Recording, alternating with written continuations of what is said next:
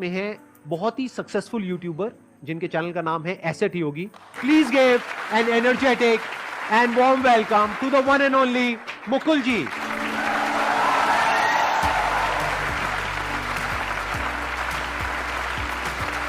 What an energy था।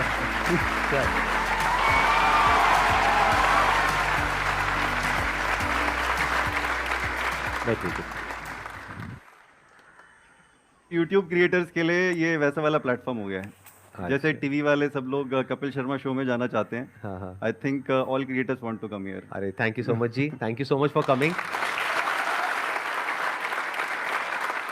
तो अब आप कोई भी क्वेश्चन पूछ सकते हैं इनसे जो भी आपके माइंड में है फाइनेंस से रिलेटेड। सर मेरा क्वेश्चन ये है कि मैं अभी प्रिपरेशन कर रही हूँ बट मेरे घर से जैसे कुछ पैसे आते हैं लेकिन मैं चाहती हूँ कि मैं उनको कहीं इन्वेस्ट करूँ क्योंकि पैसे बच जाते हैं जी। बट मुझे पता नहीं रहता है कि मैं कैसे इन्वेस्ट करूँ, जिस वजह से कभी कभी ऐसा होता है कि अननेसेसरी खर्चे हो जाते हैं बहुत ज़्यादा।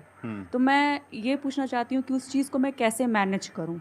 तो देखिए आई थिंक सबसे पहले ना आपको अपने लर्निंग पे ध्यान देना चाहिए। आप कोई भी इन्वेस्टमेंट उठा लीजिए, मान लीजिए आप म्यूचुअल फंड्स में इन्वेस्ट करना चाहते हैं, स्टॉक मार्केट में इन्वेस्ट करना चाहते हैं जहां अच्छे रिटर्न्स मिलते हैं। जी। तो आपका जो भी पैसा आ रहा है उसको है ना आप एक अपना लर्निंग किटी बना के चलिए। ओके। क्योंकि इतना बड़ा कैपिटल नहीं है ये कि आप ये सोचें कि मैं इससे करोड़पति बन जाऊं, है ना। तो आपको पहले ध्यान देना है कि मेरी कैपिटल कैसे बड़ी हो। तो कैपिटल बड़ी करने के लिए क्या करना होगा, आपको पहले सीखना होगा। तो आप एक छोटी शुरुआत कीजिए, इसको आप ना एक लर्निंग एक्सपीरियंस में आप इन्वेस्ट कीजिए। आप कहीं पे एक छोटा सा अकाउंट खोलिए जहां पे भी आप इन्वेस्ट करना चाहते हैं। आप म्यूचुअल फंड्स में करना चाहते हैं, स्टॉक्स में करना चाहते हैं, चाहे गोल्ड में करना चाहते हैं, आजकल आप डिजिटल गोल्ड भी खरीद सकते हैं, बहुत सारे ऑप्शंस हैं। बॉन्ड्स में करना चाहते हैं, सारी चीजें आज की डेट में ऑनलाइन होती हैं।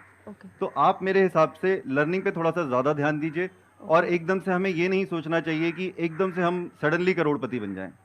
मैं यहाँ पे थोड़ा सा ऐड करना चाहूंगा अपना जो स्टैंड पॉइंट है। Okay sir. आपकी कोई स्टेबल जॉब नहीं है, ना कोई बिजनेस है, ना कहीं से कोई पैसा आ रहा है। ये जो पैसा आ रहा है घर से आ रहा है। घर से आ रहा है। तो मैं अभी इस पैसे को यूज करूंगा अपनी स्किल को अपग्रेड करने के लिए। फॉर एग्जाम्पल आप कहते हैं कि मेरे को अभी जो मैं कर रही हूँ वो तो मैं कर ही रही हूँ, उसके साथ साथ में मेरे को कम्युनिकेशन स्किल्स को बेटर करना है। तो उसके लिए आप कहीं पर कोई कोर्स ज्वाइन कर सकते हैं कम्युनिकेशन स्किल्स के लिए, सेल्स एंड मार्केटिंग के लिए और सब चीज़ों के लिए शॉर्ट टर्म कोर्सेज होते हैं बहुत सारे। तो वहाँ पर आप जाएंगे, वहाँ पे और तरह तरह के लोग आपको मिलेंगे। मानो वीकेंड पे क्लासेस हो रही हैं, तो वहाँ से जब आप सीखोगे तो उसकी जो रिटर्न आएगी लॉन्ग टर्म में, मानो अगर आपको सैलरी मिलने वाली है 50,000 रुपए और इसकी वजह से ये जो आप अलग अलग कोर्सेज करोगे उसकी वजह से वो बढ़ करके हो जाती है 70,000 रुपए। तो ये सिर्फ 20,000 रुपए नहीं है। 20,000 इंटू 12 कितना हुआ? 2,40,000 रुपए। 2,40,000 रुपए हर साल का। तो 10 साल में कितना हुआ? 24 लाख नहीं, बहुत ज्यादा हो जाएगा। Do not waste your time और मनी ऑन थिंग्स जो कि आपको कोई रिटर्न नहीं देने वाली। वो क्या हो सकता है, हमने खर्च दिया, मानो कपड़ों पे खर्च दिया, इस पे खर्च दिया, उस पे खर्च दिया, तो वो तो एक्सपेंस ही हो गया। दूसरा है आपने इन्वेस्ट कर दिया म्यूचुअल फंड में, यहाँ पे वहां पे। मैं कह रहा हूं दोनों ही मत करो। मेरे अकॉर्डिंग आप अभी पैसा लगाओ अपने आप को और बेटर बनाने में in terms of a candidate, अगर आगे जाकर के आपको जॉब करनी है तो।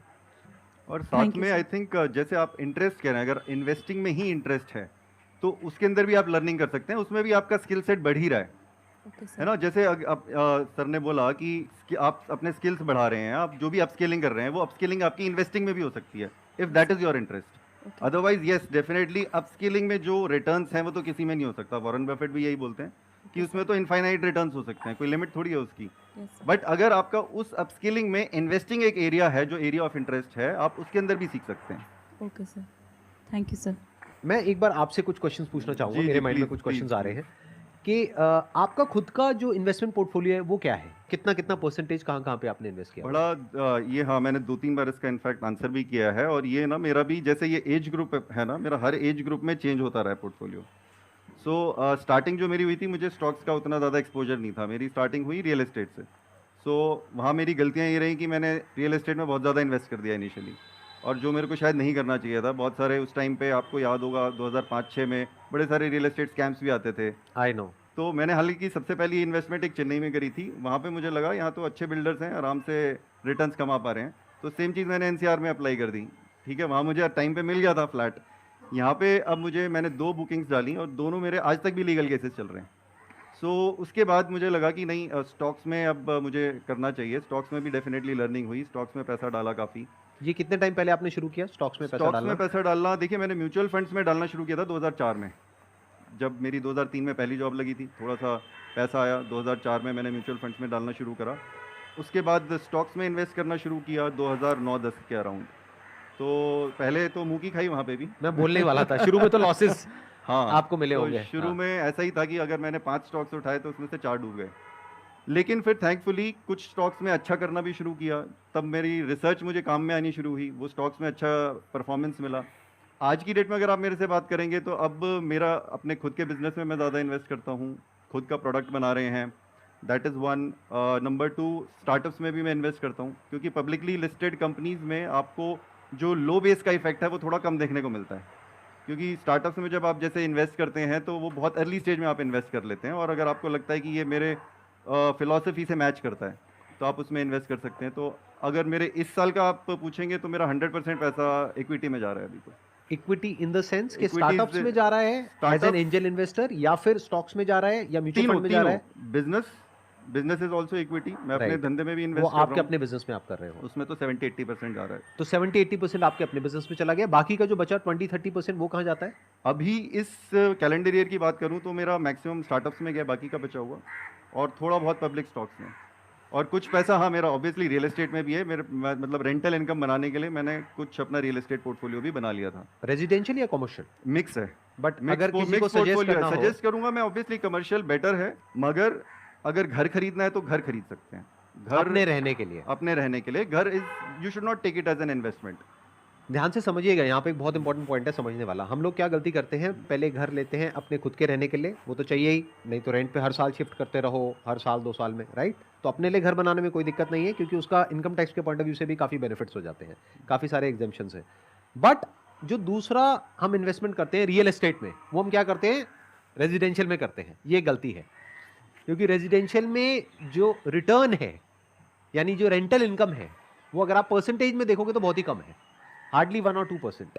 हाँ, अगर आप खाली रेंटल यील्ड की बात करेंगे तो रेंटल यील्ड दिल्ली जैसे जगह पे 2% मिलता है। रेंटल यानी कि जितना भी आपका रेंट आया divided by the property cost, वो 2% होती है, और थोड़ा बहुत कैपिटल अप्रिसिएशन मान लीजिए 4-5% का। तो अगर आपको 6-7% मिल रहा है तो इतनी तो महंगाई बढ़ जाती है, इसीलिए कोई खास फ़ायदा नहीं है रेजिडेंशियल रियल एस्टेट में इन्वेस्ट करने का। वो भी काफ़ी टाइम तो से तो बढ़ भी नहीं रही है प्रॉपर्टी, तो वो नेगेटिव रिटर्न भी हो सकता है। प्लस आप अगर आपने लोन पे खरीदा है तो वो नेगेटिव रिटर्न्स हो जाते हैं, क्योंकि आप इंटरेस्ट हर साल भर रहे हैं। हाँ। सर मेरा आपसे ये क्वेश्चन है, मेरे को 10 साल हो गए, मैं अपना फैमिली बिजनेस जो है पापा का वो रन कर रहा हूँ। हमारा जो बिज़नेस है वो क्लॉथिंग का है। पहले मैं पापा के साथ ही काम करता था, फिर मेरे को लगा कि मुझे कुछ अलग करना चाहिए, तो अब हम ऐसा सोच रहे हैं कि हम थोड़ा लाइन चेंज करें। जैसे मैं हूँ, मेरे भैया भी साथ में आए हुए हैं, और हम चाह रहे हैं कि फूड जो आजकल डिमांड में ज़्यादा है, जैसे कि फास्ट फूड हो गया, बेवरेजेस वगैरह हो गया, तो इसमें हम इन्वेस्ट करना चाह रहे हैं। तो आपसे मैं ये पूछना चाह रहा हूँ कि क्या हमें ऑलरेडी जो इस्टेब्लिश ब्रांड है उसका हमको फ्रेंचाइजी मॉडल पे काम करना चाहिए, या हमें खुद का कुछ स्टार्ट करना चाहिए? मेरा ऐसा मानना है कि अगर आप ऐसे बिजनेस में कूद रहे हैं जिसकी आपकी नॉलेज नहीं है, बिल्कुल ज़ीरो है, तो franchisee is a better option. For example मैं आपको बताता हूँ कि 2007-8 में जब मैंने अपना MBA पास किया था, तो उस टाइम पे मैं बहुत ज़्यादा स्टार्टअप्स में काम करना चाहता था, बट स्टार्टअप्स थे ही नहीं, तो लगा फिर खुद ही करना पड़ेगा। लेकिन अगर आपको ऑप्शन मिल रहा है, अगर आप फ्रेंचाइजी से सीख सकते हैं, तो वो मेरे हिसाब से बेटर ऑप्शन है। बट एनीवे वो आपकी चॉइस भी है। कई लोग ये भी सोचते हैं कि मेरे को स्टार्टिंग से ही अपना ब्रांड बनाना है, लेकिन आप जो भी करें पहले उसके अंदर ना रिसर्च ज़रूर कीजिए। अगर आप अपना खुद का भी ब्रांड बना रहे हैं तो 1 साल तक ना आप उसको स्टार्ट मत करना, आप पहले 1 साल तक उसके बारे में पढ़ाई करना कि बाकी लोगों ने कैसे किया, ब्रांड कैसे बनाया। और जैसे आप अपनी एग्जिस्टिंग बिजनेस के अंदर भी जो प्रॉब्लम फेस कर रहे हैं, वो शायद कहीं ना कहीं ब्रांड नहीं है, आप बहुत सारे लोगों के साथ compete कर रहे हैं। Yes sir. तो चाहे आप अपने क्लोथिंग की बात करें, बिजनेस की, जब आप ब्रांड बनाएंगे तो नेचुरली लोग अट्रैक्ट होंगे। और ब्रांड बनाना सर ओवरनाइट खेल नहीं है, उसमें टाइम लगता है, उसमें सालों लग जाते हैं। Sandeep Maheshwari is not an overnight brand. 10 साल हो गए हैं इनको शायद यूट्यूब पे ही। राइट, 10 साल हो गए। यहाँ पर मैं भी थोड़ा सा ऐड करता हूँ कि आप ये कह रहे हो कि अभी 10 साल का आपको एक्सपीरियंस है, आपको और आपके ब्रदर को। आपके ब्रदर भी आए हुए हैं साथ में, राइट? थोड़ा सा आप लोग मेरे को बताइए अपने बिजनेस के बारे में। सर मेरे फादर जो है वो पिछले 30 साल से बिज़नेस कर रहे हैं क्लोथिंग का, और हमने रेडीमेड का स्टार्ट किया। इनिशियली तो मेरा भाई भी उनके साथ ही था क्लोथिंग में, और पिछले 4 या 5 साल से हम गारमेंट्स का काम कर रहे हैं। गारमेंट्स किस तरह के? फेमिन के, मेन के? फैमिली शोरूम है जिसमें किड्स का भी मिलता है और मेंस का और लेडीज़ का सब मिलता है। किड्स का भी है, मेन का भी है, लेडीज का भी है। जी। आपने कहीं पे शॉप खोल रखी है या कोई शोरूम खोल रखा है? जी राइट? सर। तो अभी हमारे टोटल 4 काउंटर हो रखे हैं, जिस पे एक पे मेरे पापा बैठते हैं, एक पे मैं बैठता हूँ, एक पे मेरा भाई बैठता है और एक मेरे बड़े पापा का काउंटर भी है। लेकिन अब ओवर द टाइम हमको ये फील हुआ है कि इसके अंदर ना सबसे बड़ी प्रॉब्लम होती है रेडीमेड गारमेंट में डेड स्टॉक की। स्टॉक बहुत डेड होता है और हमको इन्वेस्ट बहुत करना पड़ता है, स्टॉक बहुत रखना पड़ता है, क्योंकि हर कस्टमर को आज ऑप्शंस चाहिए। ऑनलाइन बिजनेस स्पेशली जब से आ गया है कि हमको और भी दिखाओ और भी दिखाओ, तो हमको ऐसा फील हो रहा है कि ये थोड़ा ट्रेडिशनल वे है। हमने इसको ट्राई भी किया हम ऑनलाइन लेवल पे करें, लेकिन उसमें थोड़ी डिफ़िकल्टी ज़्यादा हो रही है। उसमें किसी एक पर्टिकुलर डिज़ाइन को भी हमको कंटिन्यू करना पड़ता है। तो हम सोच रहे हैं कि अभी जो मार्केट में सबसे ज़्यादा हॉट, जो सबसे डिमांडिंग चीज़ है वो है F&B।